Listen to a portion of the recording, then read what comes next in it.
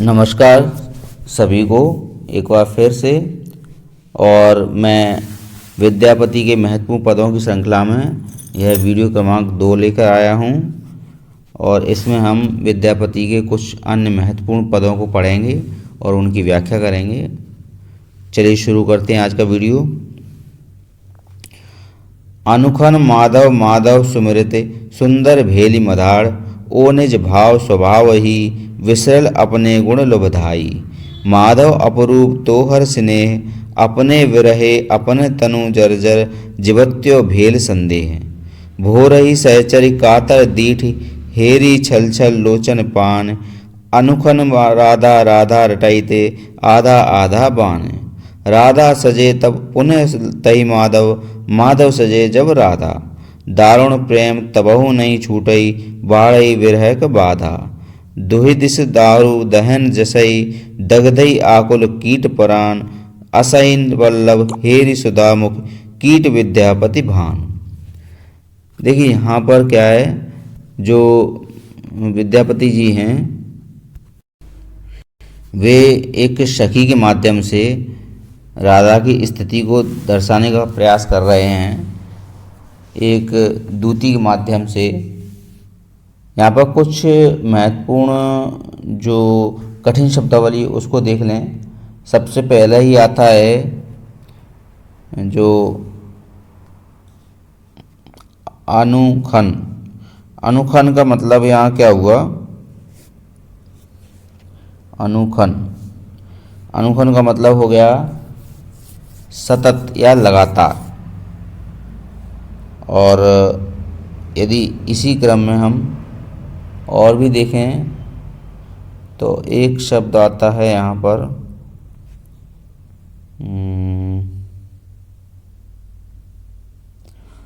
सुंदर भेल ओ निज भाव, बिसरल अपने गुण लुभधाई। माधापुर तोहर बिसरई तनु। कातर, कातर को अगर आप देखें तो कातर शब्द एक दीठी शब्द यानी दृष्टि से है। कातर यानी आत्री होता है ना, आर्द्रदृष्टि से देखना। और छल छल लोचन, लोचन मतलब होता है नेत्र, पानी सभी जानते हैं। अनुखन राधा राधा रटते,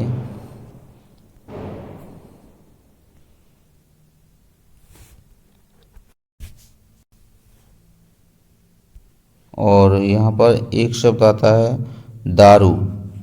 यहाँ देवदारू जैसे वृक्ष जैसे बात होती है ना, वैसे ही दारू का यहाँ पर अर्थ हुआ लकड़ी, दहन से अर्थ हुआ जलना, है ना। जैसे ही दगदई आकुल कीट प्राण, प्राण यानी कि प्राण से ताल्लुक है यहाँ पर। और दगदई यानी कि जलना, है ना। तो चलिए शुरू करते हैं अब। मुझे नहीं लगता इसमें और भी कठिन शब्दावली बची है ना। अनुखन माधव माधव सुमिरते सुंदर भेल मधाड़, ओ निज भाव स्वभाव ही बिसरल अपने गुण लुभधाई। यहाँ पर क्या है कि जो दूती है वो कृष्ण से कहती है कि जो सुंदरी यानी कि जो राधा है वह कृष्ण कृष्ण रटते हुए बिल्कुल कृष्णमयी हो गई है। वह कृष्ण और कृष्ण में राधा, राधा में कृष्ण, वह पूरी तरह रम गई है एक तरह से, है ना। तो वह कैसी हो गई है? कृष्णमयी हो गई है। वह अपने ही गुणों से सुंदर भेल मदा, ओ निज भाव स्वभाव ही विसरल, अपने ही निज भाव और स्वभाव को विसरल यानी कि कैसे हो गई है? भूल गई है। वो अपने गुणों से लुभा कर अपने आप को ही लुभाती हुई, यानी कि जब वो कृष्ण रूप में आती है तो खुद के ही स्वभाव को से लुभाया जाती है और वो उससे अपने मूल भाव को, स्वभाव को वह भूल गई है। माधव अपरूप तोहर स्नेह, अपने विरहे अपन तनु जर्जर, जिवत्यो भेल संदेह। और इस भूल में जबकि वो स्वभाव अपना खुद का भूल गई है और राधा बिल्कुल कृष्णमयी हो गई है, तो हे कृष्ण तुम्हारा यह जो अपूर्व प्रेम है उसमें उसने अपने आप को उस विरह वेदना में अपना शरीर इतना जर्जर हो कर लिया है कि अब उसके जीवित होने की जो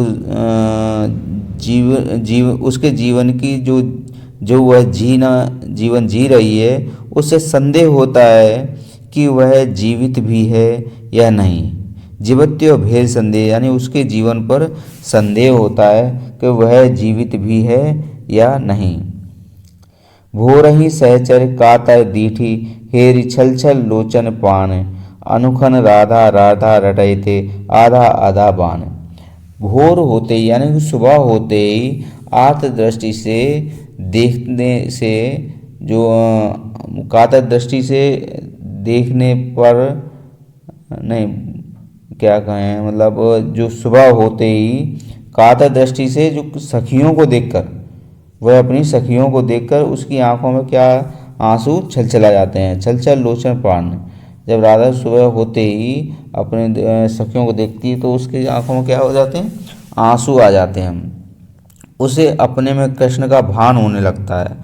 वो जैसे ही सखियों को देखती है तो उसे क्या लगता है कि मैं उसके अंदर कृष्ण है जो उनको देख रहे हैं, और इस वजह से उसकी आंखों में क्या आंसू आ जाते हैं कि, और आंसू आने का कारण तब वह एक तरह से अपने आप में राधा को महसूस करती है जो कृष्ण के रूप में वो सखियां उसे देख रही हैं। इसे सुबह होते ही सहचर कातर दीठ हेरी छल छल लोचन पान, अनुखन राधा राधा रटते आधा आधा बान। और राधा राधा रटते रटते अब उसके मुख से क्या है, शब्द भी रा की जगह आधा आधा हो रहा है, यानी कि रा उससे विलोपित हो गया है। और इतनी बार रटा कि राधा राधा राधा राधा कि उसके मुख से अब आधा आधा शब्द निकलने लगा है। राधा सजे जब पुनः तई माधव, माधव सजे तब राधा, दारुण प्रेम तबहु नहीं छूटई, बाड़ई विरहक आद बाधा। और ये राधा राधा रटते रटते उसके मुख से क्या आधा आधा जब शब्द निकलते हैं, मतलब जो विरहिणी हैं वो अपने भाव स्वभाव को भूलकर कृष्ण के प्रेम में इस प्रकार तन्मय हो गई है कि अब वह राधा से कृष्ण और कृष्ण से राधा होती रहती है। राधा सजे तब पुनः ही तब माधव, यानी जब वो राधा के रूप में सजती है तब वह कैसी लगती है कि वो माधव बन गई, और माधव सजे तब वह राधा, यानी कि वह कभी राधा से कृष्ण और कभी कृष्ण से राधा होती रहती है। और तब भी क्या है, दारुण प्रेम तबो नहीं छूटे, और तब भी क्या है कि तुम्हारा जो दारुण यानी उत्कट प्रेम है वह तब भी नहीं छूटता। दुई दस दारु दहन जसई, दगदई आकुल कीट प्राण, असैन वल्लभ हेरि सुधामुख, कवि विद्यापति भान। और यहाँ विद्यापति क्या कहते हैं कि इस विरह वेदना में जो राधा से कृष्ण, कृष्ण से राधा बनते बनते वह कभी कृष्ण के लिए तरसती है, और कभी वह राधा बनने पर कृष्ण के लिए तरसती है तो कभी कृष्ण बनकर राधा के लिए तरसती है। उसकी इस विरह वेदना जो बढ़ती जा रही है, मतलब उसे अपने में कृष्ण का भाव होता है और तब राधा का, और जब राधा का भाव होता है तब कृष्ण का विरह उसे सताता रहता है। तो ऐसे में विद्यापति जी कहते हैं कि ऐसे प्रेमी और प्रेमिका को देखकर उन्हें क्या लगता है कि जैसे दोनों ओर दावाग्नि जल रही है। क्या जल रही है? दावाग्नि। दारु दहन दसई जसई दगदई, दगदई यानी जल रही है, यानी कि जो लकड़ियां हैं, लकड़ियों के बीच में क्या दहन, अग्नि दहक रही है ना। और दोनों के बीच में क्या छटपटा रहे हैं? प्राण, आकुल कीट प्राण। और जो प्राण हैं वो कीटों की भांति अकुला रहे हैं, यानी कि छटपटा रहे हैं। चलिए दूसरा जो विद्यापति की महत्वपूर्ण पंक्तियां हैं वे देख लेते हैं।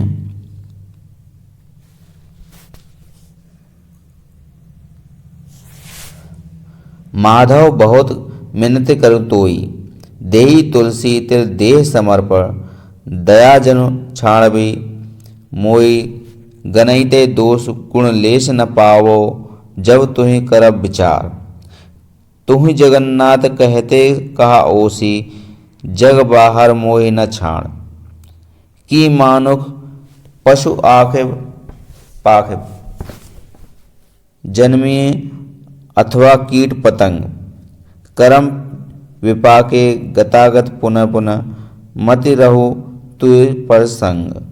भनई विद्यापति अतिशय कातर, तरई ते इहि भव सिंधु। तुय पद पल्लव करि अवलंबन, तिल एक देह दीन बंधु। देखिए इन पंक्तियों में जो विद्यापति जी हैं वे अपने आप को पूर्ण समर्पण कर रहे हैं ईश्वर को, और ईश्वर की दया की प्रार्थना कर रहे हैं।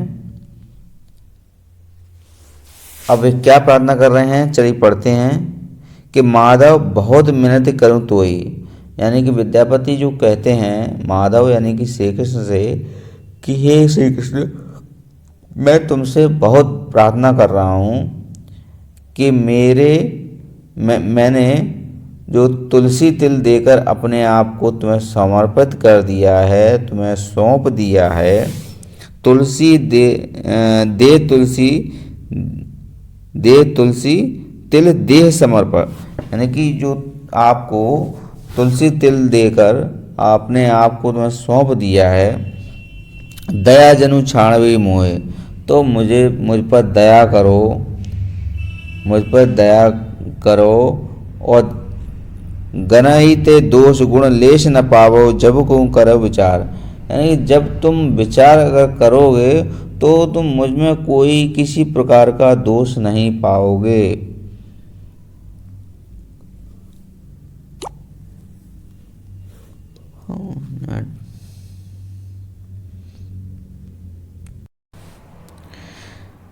जब तुम करब विचार, तुह जगन्नाथ जमते कहाँ ओसी, जग जग मोहि न छाणे।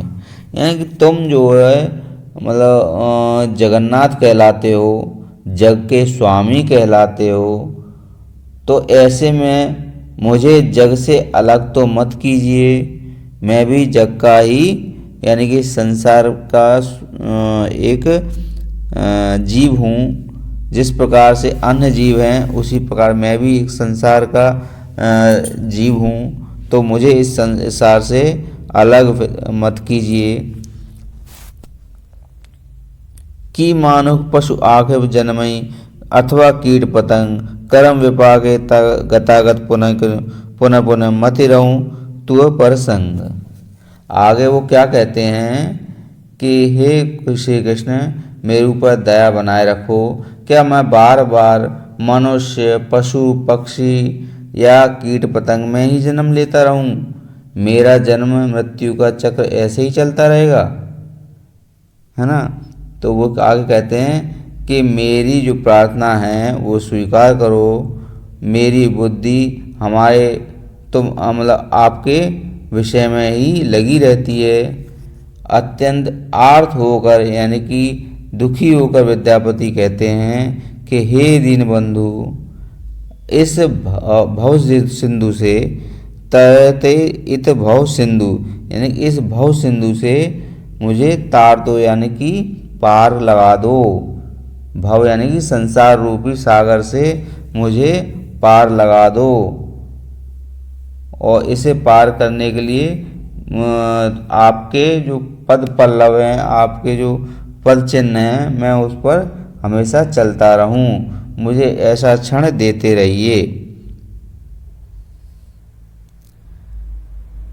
चलिए, ये आपके दो महत्वपूर्ण पदों की व्याख्या हुई आज, और उम्मीद है आपको ये जो पद व्याख्या हैं वे समझ में आई होंगी।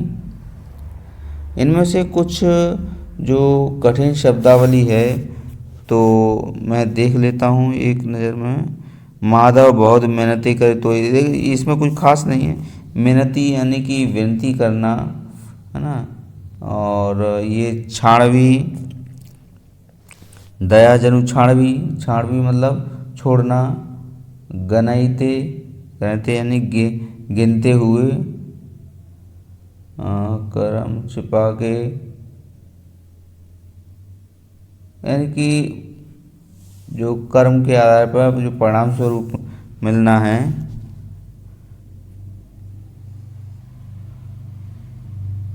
गतागत। यहाँ पर एक शब्द आया ये, कर्म विपाके गतागत। गतागत का मतलब हुआ आना जाना, यानी कि बार बार संसार में यहाँ पर कह रहे हैं कि कर्म के अनुसार क्या मैं कीट पतंगे या पशु पक्षी के रूप में यूं ही बार बार जन्म लेता रहूँगा। तो वो कर्म विपाके गतागत का यहाँ पर अर्थ है पुनः पुनः बार बार क्या मैं ऐसी जन्म मृत्यु के चक्र में फंसा रहूँगा।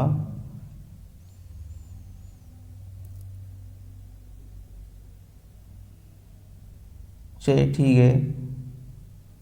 यहाँ पर तिल से मतलब एक तिल जो बार बार आ रहा है ना, वो एक क्षण के लिए भी प्रयुक्त हो सकता है यहाँ। और तो कुछ मुझे खास नहीं लगा, बाकी उनकी मैथिली भाषा है। तो आज के वीडियो में बस इतना ही। अगला वीडियो में फिर मिलते हैं, तब तक के लिए नमस्कार।